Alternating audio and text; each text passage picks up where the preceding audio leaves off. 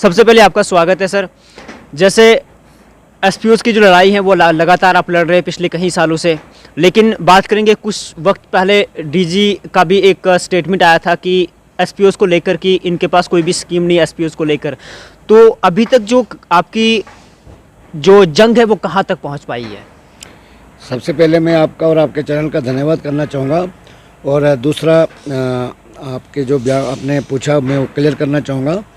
कुछ दिन पहले डीजी साहब ने ये बयान ज़रूर दिया था कि मगर उन्होंने जो डिसएंगेज एसपीओज़ हैं उनके लिए ये कहा था कि जो निकल गए हैं वो निकल गए, उनके लिए हमारे पास अभी तक कोई गवर्नमेंट का आदेश या इस किस्म का कोई हमारे पास पॉलिसी नहीं। मतलब जिसको निकाल दिया तो निकाल दिया। बाकी जो रनिंग एसपीओज़ हैं उनकी बात करना चाहूँगा जो हमारे इस वक्त सर्विस कर रहे हैं। मैं आपको जानकारी में थोड़ी सी एक जानकारी देना चाहूँगा। जब ये 3,000 रुपया सैलरी ले रहे थे उस वक़्त से मैंने इनके प्रोसेस को चलाया है और इनके मुद्दे के साथ जुड़ा हुआ हूँ।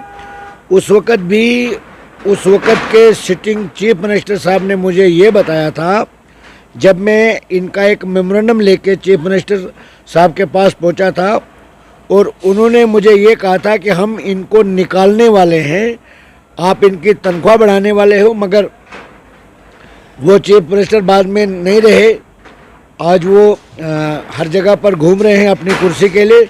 मगर हमारा जम्मू कश्मीर लद्दाख का एसपीओज़ इस वक्त कुछ हमारे भाई 18,000 रुपये ले रहे हैं, कुछ 15,000 ले रहे हैं, कुछ 12,000 ले रहे हैं, कुछ 9,000 ले रहे हैं, कुछ 6,000 ले रहे हैं।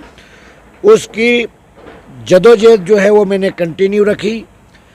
एक बात ज़रूर है कि मुझे बहुत सी कठिनाइयों का सामना भी करना पड़ा, क्योंकि जम्मू कश्मीर के अंदर आज की डेट तक मुझे कोई ऐसा लीडर नज़र नहीं आया, कोई ऐसी पॉलिटिकल पार्टी नज़र नहीं आई, कोई एडमिनिस्ट्रेशन का बड़ा अधिकारी नज़र नहीं आया जो जम्मू कश्मीर लद्दाख के एसपीओज़ की बात करता देखा जाए। और आप मीडिया से कोई बात छुपी नहीं होती है। मुझे नहीं लगता है कि जम्मू कश्मीर नहीं कहूँगा, पूरे देश का कोई ही ऐसा चैनल बचा होगा जिसमें हमने जम्मू कश्मीर लद्दाख, हिमाचल प्रदेश, बिहार, हर एक जगह के जहाँ भी एसपीओज़ है हमारे पूरे देश में, उनकी बात को हमने उठाया। और जम्मू कश्मीर के एसपीओज़ के लिए हम सुप्रीम कोर्ट तक पहुँचे, देश के प्रधानमंत्री साहब के पास पहुँचे। 5 लेटर्स मेरे पास मौजूद है जो प्रधानमंत्री साहब के पास, जब भी हमने उनके पास गुहार लगाई, कोई भी मेमोरेंडम दिया, और देश के प्रधानमंत्री साहब ने हमेशा हमें उसका जवाब दिया। और जम्मू कश्मीर के एडमिनिस्ट्रेशन की तरफ से भी कई बार पॉजिटिव रिस्पांस मिला हमें, जिसमें इसी साल के अप्रैल मई में जम्मू कश्मीर होम डिपार्टमेंट ने एक लेटर इशू किया था डीजी साहब को, जिसमें उन्होंने कहा था कि इनकी रेगुलर पॉलिसी फ्रेम करने में और इनकी सैलरी में इजाफा करने में ऑलरेडी 18 महीने लैप्स हो चुका है, फर्दर डिले नहीं होना चाहिए। उसके बाद एक तो जम्मू कश्मीर के अंदर एक बड़े अफसोस के साथ ये मुझे कहना पड़ता है कि यहाँ तो अकाउंटेबिलिटी नाम की कोई चीज़ ही नहीं है, यहाँ कोई जिम्मेवारी कोई समझता ही नहीं है। अभी कुछ ही दिन पहले एक हमारे देश के होम मिनिस्टर साहब के ऑफिस से एक लेटर इशू हुआ है Jammu Kashmir principal secretary home के लिए कि जम्मू कश्मीर लद्दाख के जो एसपीओज़ हैं उनकी रेगुलर पॉलिसी को फ्रेम कर दिया जाए। उसके बावजूद भी हमारा जो जम्मू कश्मीर का पुलिस इंतजामिया है, और एक जानकारी मैं आपको बताना चाहूँगा कि 15-20 दिन पहले जो रनिंग एसपीओज़ है हमारे, उसके लिए अब डीजी साहब ने भी पॉजिटिव बयान दिया है। पहले मीडिया का कोई भी मित्र उनके पास जाता था, एसपीओज़ के रिगार्डिंग बात पूछता था, तो वो डीजी साहब का ये जवाब होता था कि ये बेहुदा सवाल है, बेतुका सवाल है, यानी मुझे कोई ज़रूरी नहीं है इसका जवाब देना। मगर बड़े खुशी की बात होती है, मैं इससे यही साबित होता है कि आने वाला वक्त जो है जम्मू कश्मीर लद्दाख के एसपीओज़ को उनका हक जिसके लिए वो डिज़र्व करते हैं उनको मिलेगा। और 10-15 दिन पहले एक बहुत बड़ी प्रेस ब्रीफिंग में डीजी साहब ने खुद बयान दिया, बेहुदा से अब वो आ चुके हैं, वो कह रहे हैं कि जम्मू कश्मीर लद्दाख का एसपीओ जो है वो मेरा परिवार है और ये हमारी एक अच्छी फोर्स है जो अच्छा काम करते हैं। इनके लिए हमने 2 बार तनख्वाह पहले भी बढ़ाई और अब आने वाले वक्त में हमारे सामने एक चुनौती है, हमारे सामने एक इनका बड़ा मुद्दा है जो एलजी साहब भी संज्ञान ले रहे हैं और देश के होम मिनिस्टर साहब भी संज्ञान ले रहे हैं और आने वाले वक्त में हम इनके लिए कुछ अच्छा करने वाले हैं। 20 तारीख को जो हेयरिंग थी हमारे जम्मू कश्मीर लद्दाख के एसपीओज के बारे में, एक हफ्ते के बाद फिर डेट मिल गई। उस दिन क्या हुआ कि जो पीडीडी की स्ट्राइक थी उस वजह से गवर्नमेंट के जो एडवोकेट है वो बेस्ट में अवेलेबल नहीं हो सके और जज साहिबान ने हमें एक हफ्ते के बाद फिर इसी केस को सुनने के लिए टाइम दिया है और मुझे लगता है कि 27 तारीख को बेस कंप्लीट हो जाएगी और उसके बाद इनकी जजमेंट आ जाएगी, जिसमें हमारी ये डिमांड है इनके लिए कि रेगुलर पॉलिसी, कांस्टेबल के बराबर सैलरी और एक्सग्रेशन लीव जो है कांस्टेबल के बराबर और रिटायरमेंट बेनिफिट, यानी रिटायरमेंट के बाद जिस तरीके से कुछ हमारे एसपीओ भाई रिटायर कर दिए विदाउट रिटायरमेंट बेनिफिट, ये चीज़ें हमने मांगी और इसमें इसी 27 तारीख को बेस है, दोबारा केस लगा हुआ है। यानी एक हफ्ते की डेट मिल गई है दोबारा, तो इसका मतलब आप भी समझ सकते हैं कि एक 2 महीने के बाद डेट मिलने के बाद अब हफ्ते के बाद डेट मिली है, तो इसका मतलब है कि इनका जो केस है वो फाइनल स्टेज पर है और मैं उम्मीद करता हूँ कि इनको इंसाफ मिल जाना चाहिए और हमें पूरा भरोसा है ऑनरेबल हाई कोर्ट के ऊपर, क्योंकि देश का एक हमारा एक मतलब एक उम्मीद होती है जुडिशरी पर, यानी अदालत पर। जब हर जगह से आदमी मायूस होता है तो एक ही मात्र रास्ता बचता है अदालत का, और मुझे भरोसा है कि हमारे ऑनरेबल हाई कोर्ट के जज साहिबान हमारे 40,000 परिवार को इंसाफ ज़रूर देंगे, जिस पर वो लोग उम्मीदें लगाए बैठे हैं। और हमें पूरा भरोसा है कि 27 तारीख को जो हेयरिंग है उसमें कोई ना कोई रिजल्ट जो है जम्मू कश्मीर एसपीओज का निकल के आएगा। 2013 से एसपीओज की बात को लेके चल रहा हूँ और 2013 से लेकर 2021 तक सुप्रीम कोर्ट जाने से पहले तक जम्मू कश्मीर लद्दाख का कोई भी एसपीओज भाई मुझे ये कह दे कि सेवा सिंह बाली ने हमसे एक कप चाय पिया होगा, मैं आपके कैमरे के सामने माफ़ी मांगूंगा सभी से। इल्ज़ामात जो लगाए जा रहे हैं तो उनको लेकर क्या स्टैंड रखते हैं? अब जो इल्ज़ामात आपके ऊपर लगाए जा रहे हैं इस किस्म के इल्ज़ामात, तो मैं तो स्टैंड मेरा क्या है, मेरे स्टैंड तो पूरी दुनिया के सामने है। पूरी मैं कहता हूँ मीडिया का कोई ऐसा चैनल नहीं होगा जिसने मेरी कवरेज नहीं की होगी। मैंने लाल चौक में प्रोटेस्ट किया, दिल्ली में प्रोटेस्ट किया। मैं आपको यही क्लियर कहना चाहता हूं कि कैमरे के सामने कह रहा हूं, कोई आपके साथ पर्सनल बातचीत नहीं कर रहा हूं, कैमरे में बता रहा हूं, आपके चैनल में बता रहा हूं कि 2013 से 2021 तक जो भी एसपीओज का मुद्दा मैंने उठाया, जिसमें हंड्रेड्स के करीब प्रेस कॉन्फ्रेंस है, जिसमें एक प्रेस कॉन्फ्रेंस का नॉर्मल से नॉर्मल 10,000 रुपया खर्च आता है, वो किसी को देना है। जहाँ भी आप हॉल बुक करोगे, जैसे जम्मू में हो, कश्मीर में हो, दिल्ली में हो, उसका 10,000 रुपया कम से कम हॉल का आता है, क्योंकि मीडिया के लोग हमारे आए वहाँ पूरी कवरेज करते हैं तो वो चार्जेस लगता है। तो मैं उसके बावजूद भी कह रहा हूँ कि अगर कोई भी ये बता दे, अलबत्ता अब ये वो लोग हैं बोलने वाले जो जिनको, क्योंकि यहाँ हमारे जम्मू कश्मीर के अंदर लीडरों ने एक परंपरा बनाई है कि वो इलेक्शन के दौर में नमूदार होते हैं, इलेक्शन के दौर में लोगों की उनकी हमदर्दी आती है, इलेक्शन के बाद वो गायब हो जाते हैं। मैं 24 घंटे मेरे लिए इलेक्शन होते हैं, क्योंकि जम्मू कश्मीर की जनता जो है, जम्मू कश्मीर का हमारा एसपीओज भाई हैं, बहनें हैं, जम्मू कश्मीर का डेली वेजर, जम्मू कश्मीर की गरीब जनता जिनको मकानों से महरूम रखा गया है, हर एक स्कीम तो हम मानते हैं, एक पॉपुलेट हमारे सामने आ जाता है कि आवास प्लस है, फलानी योजना फलानी योजना फलानी योजना। जब हम वो बुकलेट पढ़ते हैं तो ऐसा लगता है कि अब हमें कुछ करने की ज़रूरत नहीं, और हम फकर जैसा महसूस करते हैं कि हमें एक सवाल जानने की कोशिश करेंगे कि जैसे आपने कहा कि मुझे सफाई देने की ज़रूरत नहीं है, चाहे जो भी इल्ज़ामात मेरे ऊपर हो, मैंने 2013 से जो है ये लड़ाई लड़ी है, तो फिर आपने होमगार्ड के लिए ये सब लड़ाई क्यों नहीं लड़ी? सिर्फ एसपीओज के लिए ही क्यों लड़ी? होमगार्ड का जो मैटर है मैं उनका भी मुद्दा उठाया, मगर एक बात मैं क्लियर करना चाहूँगा, उनका एक यूनियन बनी है बाज़ाब्ता, उनके प्रेसिडेंट हैं, मैं उनसे भी मिला, मैंने उनको भी सपोर्ट का आश्वासन भी दिया और मैंने उनकी सपोर्ट भी की, और आज भी मैं उनकी बात करता हूँ। जब भी मैं कोई बयान देता हूँ, टेलीविजन्स की बात करता हूँ, लैंड डोनर्स की बात करता हूँ, हर एक जगह पर। और मैं एक बात आपको क्लियर करना चाहूँगा कि देश के प्राइम मिनिस्टर साहब के पास जम्मू कश्मीर की सिचुएशन जो है ग्राउंड लेवल की, वो मैंने उनके नोटिस तक पहुंचाई है, बार बार पहुंचाया है। जो थोड़ा बहुत जम्मू कश्मीर के अंदर आपको मूवमेंट दिखती है वो हमारे मेमोरेंडम के बदौलत दिखती है। जम्मू कश्मीर के अंदर NHM एम्प्लॉइज को आपको पता होगा उनको टर्मिनेट कर दिया, डिसएंगेज कर दिया। जब उन्होंने प्रोटेस्ट किया तो मैं उनके साथ शाना बशाना खड़ा हो गया और सभी लीडर आए, आश्वासन दिया, चले गए। मैं उसी दिन दिल्ली पहुंचा, दूसरे दिन मैंने प्रोटेस्ट किया। आप सब जानते हैं। अब सबसे बड़ी प्रॉब्लम यह है कि मैंने थोड़ा सा एक मुकाम बनाया है डेंग साहब, मैंने जम्मू कश्मीर नहीं पूरे देश के जनता के सामने, जनता का दिल मैंने जीता है। मैंने जो पिछले 7-8 साल से कंटिन्यू काम किया है, अपना घर बार छोड़ के, अपने सारे पर्सनल कामों से हट के लोगों के लिए जो तवज्जो दिया, एक मुकाम है मेरा इस वक्त जम्मू कश्मीर की जनता के दिलों में। एक सवाल रहेगा कि चिनाब वैली को लेकर इस वक्त बात करेंगे कि जम्मू के अंदर जम्मू के लिए जम्मू का लीडर सोचता है, अच्छा सोचता है, हमें भी खुशी है। कश्मीर के अंदर कश्मीर का लीडर कश्मीरियों के लिए सोचता है। ये जो बीच में चिनाब वैली है, इसके बारे में कोई सोचता नहीं है, क्या कारण रहे हैं? चिनाब वैली जो है जम्मू एंड कश्मीर के लिए खजाना है, तो उनको सोचने की क्या ज़रूरत है? खजाना यहाँ से, यानी यहाँ बिजली के प्रोजेक्ट इतने हमारे इस खिता चिनाब में, यहाँ पर भी मैं आपको बताना चाहूँगा, जहाँ पर इस वक्त हम मौजूद हैं, यहाँ पर भी 2 बिजली के प्रोजेक्ट स्वर्गीय DD ठाकर साहब ने एक प्रोजेक्ट दिया था, पता ही नहीं चला वो उसके बाद कहाँ चला गया। यहाँ पर भी 2 प्रोजेक्ट, एक सेनाभर्ती साइड में और एक पोगल साइड में, एक अच्छे बिजली के प्रोजेक्ट बन सकते हैं, जिसको एक तो लोगों को बिजली उससे फ्री मुहैया हो सकती है, दूसरा लोगों को रोज़गार मिल सकता है और गवर्नमेंट को भी बिजली का फ़ायदा मिल सकता है। मगर उस पर तवज्जो देने वाला आज तक कोई नहीं है।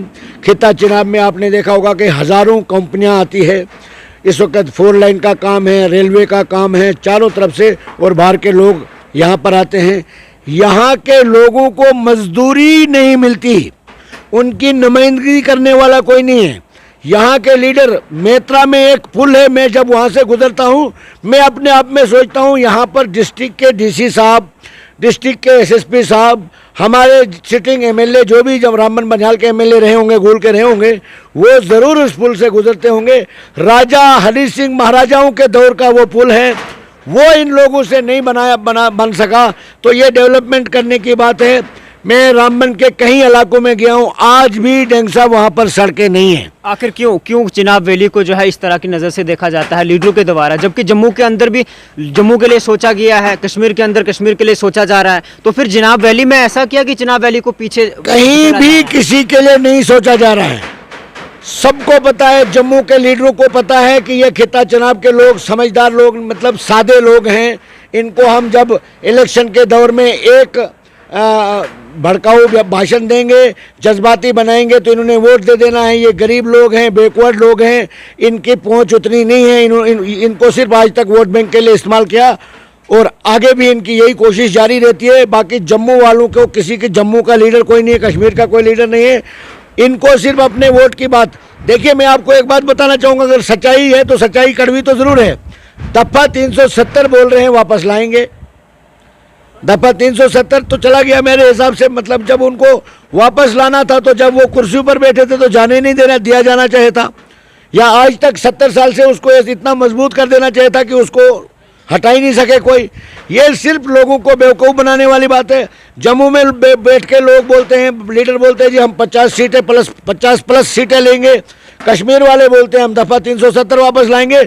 मैं उन लीडरों से पूछना चाहता हूँ, दफ़ा 370 को गोली मारो, 50 प्लस को भी गोली मारो, गरीबों की बात कौन करेगा? गरीबों की बात ना जम्मू में कोई करता है ना कश्मीर में कोई करता है।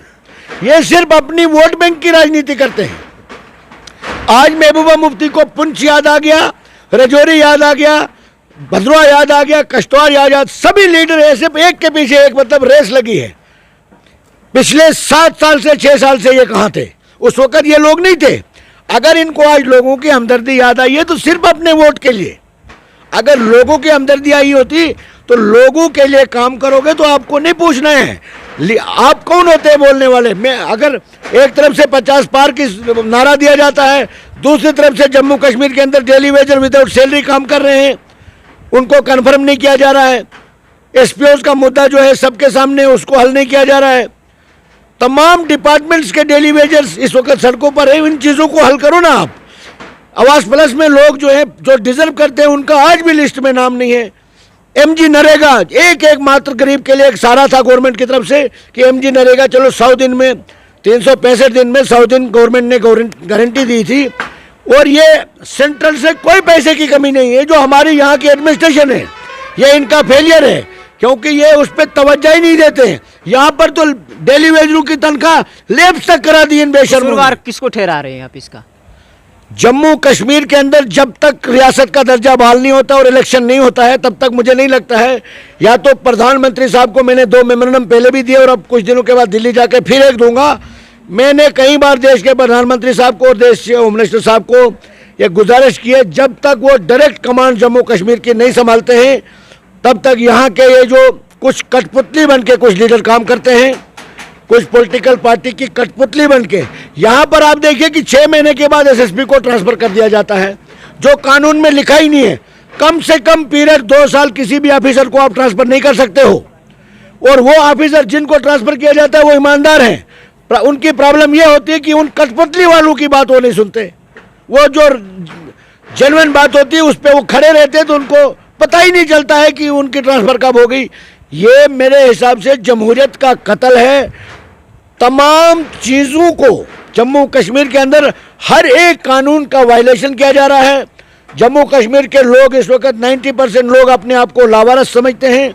अगर हमारे गवर्नमेंट ऑफ इंडिया को जम्मू कश्मीर की थोड़ी भी हमदर्दी है तो जम्मू कश्मीर को तुरंत रियासत का जो दर्जा 200 साल पुराना हमसे छीना गया है वो हमें वापस दिया जाना चाहिए, और जम्मू कश्मीर के अंदर बिला रोक के बिला टाइम गवाए इलेक्शन अनाउंस किया जाना चाहिए, ताकि ये लोग जो है आज जो जगह जगह पर जाके लोगों को सब्ज बाग दिखाने की जो कोशिश कर रहे हैं, लोग सब जानते हैं जनता की अदालत में सारा फैसला होगा। बदकिस्मती ये है कि जो भी लीडर जाता है अपनी टपली बजाता जाकर, मैं जी 50 पार ले रहा हूँ सीटें, दूसरा बोलता है जी दफा 370 वापस लाऊंगा, तीसरा और कुछ बोलता है। जो चीज़ें नामुमकिन है, लोगों की बात क्यों नहीं करते हैं ये लोग?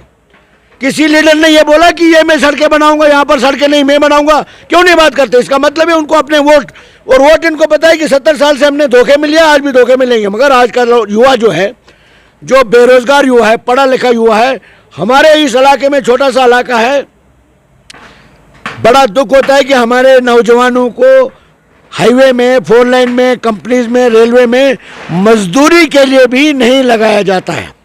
तो और यहाँ के जो हमारे लीडर जब आते हैं तो बड़े बड़े दावे करते हैं, बड़ा अफसोस होता है। डेंग साहब, मेरा यही मानना है कि जब तक जम्मू कश्मीर के अंदर पॉलिटिकल जो एक गैप हो चुका है, लोगों के साथ जो पॉलिटिकल लीडर्स का गैप जो हो चुका है, तो उसी वजह से हम सब सफ़र कर रहे हैं। सबसे पहले हमारे जम्मू कश्मीर के अंदर रियासत का दर्जा बहाल हो जाना चाहिए और उसके बाद तुरंत इलेक्शन कराए दिए जाने चाहिए।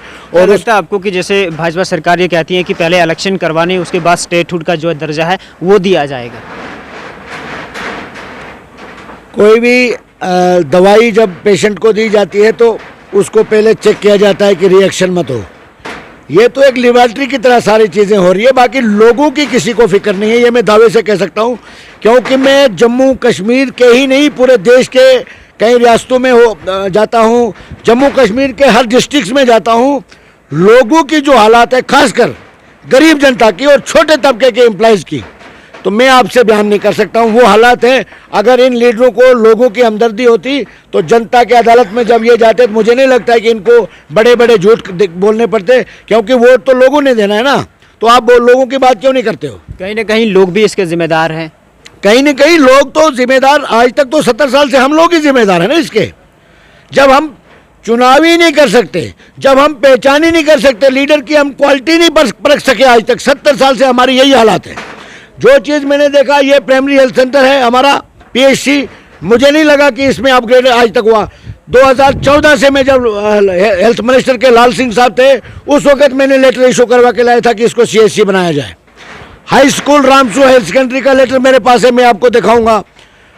वहाँ पर बैंड बजाया जाता है, जब भी कोई कागज़ अखबार पे आता है, कोई भी सारे पहुँच जाते हैं जी डफली बजाने वाले, उसको इम्प्लीमेंट कौन कराएगा? डिग्री कॉलेज उखराल में चीफ मिनिस्टर ने ऐलान किया, उसके लिए भी हमें हाई कोर्ट तक जाना पड़ा। यहाँ पर लोग पूछने वाले नहीं। मैं तो, मेरा यही मानना है कि यहाँ के लोगों की आवाज़ को जहाँ तक मेरे से हो सकता है हमेशा उठाता रहता हूँ। और लोगों ने मुझे भी एक्सेप्ट नहीं किया। कई बार मैंने इलेक्शन भी कंटेस्ट किया, लोगों ने मुझे भी मतलब साइड कर दिया। तो उसके बावजूद भी जो मेरा एक रिस्पॉन्सिबिलिटी आयद होती है, क्योंकि मैंने गवर्नमेंट जॉब छोड़ने के बाद जब मैंने ये फैसला लिया था कि मैं आने वाले वक्त में लोगों की आवाज़ बन के काम करूंगा, वो मैं करता रहूंगा मरते दम तक। बाली साहब, एक सवाल जानना है कि जैसे इलेक्शन ख़त्म हो जाती है उसके बाद लोगों का ये भी सवाल उठता है कि बाली साहब बड़ा अच्छा काम करते हैं, बड़े अच्छे लीडर हैं, लेकिन जैसे फिर इलेक्शन नज़दीक आता है तो आपको दरकिनार क्यों करते हैं? उसमें थोड़ा सा मैंने भी बड़ा सर्च किया, ये में बड़ा दुख होता है, क्योंकि मैं जब भी अपने इलाके में होता हूँ तो मैं कहता हूँ कि 1 मिनट की मुझे फुर्सत नहीं मिलती है। इतने लोगों का मतलब प्यार, लोगों का प्यार मुझे बहुत मिला, इसमें कोई शक नहीं है। अलबत्ता वो वोट बैंक में मैं तब्दील नहीं कर पाया आज तक। तो उसका जब मैंने अपना सारा जगहों पर अपने जो मेन साथी थे, मैंने उनसे ये पूछा, रीज़न पूछा, तो उन्होंने पार्टी मुझे बार बार पार्टी का ही हवाला दिया। अगर आप जीत भी जाओगे तो आप क्या करोगे, आपकी पार्टी आगे कमज़ोर है, मतलब अब आपके पास आम आदमी पार्टी है, एक बड़ी पार्टी है, दिल्ली की पार्टी है, तो अब क्या लग रहा है आपको? मैं जिस भी डिस्ट्रिक्ट में जाता हूं जनाब, तो लोगों का एक हजूम मेरे साथ जुड़ता है। यहाँ भी लोगों का रुझान है। अब लोग देखिए, कोई भी काम करने के लिए जब आदमी निकलता है तो उसमें कठिनाइयाँ तो ज़रूर आती है, मगर एक बात बताऊंगा, जैसे कल का ही मुझे अभी तक मेरे पास लिस्ट आ चुकी है। 31 रामबन बंजाल डिस्ट्रिक्ट के 31 सरपंच की लिस्ट मेरे पास पहुंच चुकी है जो पार्टी ज्वाइन करना चाहते हैं। कल एक सोशल ऑर्गेनाइजेशन है जिसके इम्तियाज़ साहब हैं रामबन से और बटोत में, वो कार्य करते हैं, और 900 लोगों का वो एक ऑर्गेनाइजेशन है उनकी, और वो 900 के 900 ही ज्वाइन करना चाहते हैं। और कल उनसे मेरी मीटिंग भी हुई आते समय। और रामबन बनिहाल के अंदर भी अभी मैं प्रॉपर तरीके से काम कर रहा हूँ, और एक दिन हमारा फिक्स किया जाएगा। मैं यहाँ की जनता को एक बार तकलीफ दूंगा कि एक बार आप आइए, हमारी जो पार्टी है इसका जो विचार है, इसकी जो सोच है, इस पार्टी का जो मंशूर है, वो हम जनता के सामने ले जाएंगे। और मुझे नहीं लगता है कि यहाँ के लोग हमें मायूस करेंगे, क्योंकि बहुत बहुत शुक्रिया। तो शिवा सिंह बाली जी का ये कहना है कि आने वाले कुछ दिनों के अंदर जो है वो एसपीओस को लेकर एक बड़ा फैसला लिया जाएगा और एसपीओस के हक में ही लिया जाएगा। और दूसरी बात मैं आपको बता दूं कि जम्मू कश्मीर के अंदर इस वक्त जम्मू की लीडरशिप भी काफ़ी तगड़ी नज़र आ रही है, और कश्मीर के अंदर भी लगातार जो है वो कश्मीर और जम्मू के लिए बड़े भाषण दिए जाते हैं, लेकिन चिनाब वैली किस खाते में जा रहा है, चिनाब वैली के ऊपर कोई बात कर रहा है, चिनाब वैली के ऊपर कोई लीडरशिप बात कर रही है, ये समझने वाली बात है। क्योंकि जम्मू और एंड कश्मीर, ये एंड वाला जो एरिया है इसकी कोई रिस्पॉन्सिबिलिटी नहीं ले रहा, और एंड वाले जो ये लोग हैं इनकी रिस्पॉन्सिबिलिटी, इनको लेकर कौन बात करेगा, ये सबसे बड़ी सोचने वाली बात है। और फिलहाल मैं आपको बता दूं कि 40,000 एसपीओस का जो मुद्दा है, जिसकी जंग लगातार जारी है शिवा सिंह बाली की तरफ से, और इनका ये मानना है कि कुछ दिनों के अंदर जो है वो इन सब का रिजल्ट सामने आ जाएगा। फिलहाल इतना ही, दीजिए इजाजत। अपने मेजबान मुबशर नज़ीर डैंग को, कैमरामैन आतिफ रफीक के साथ।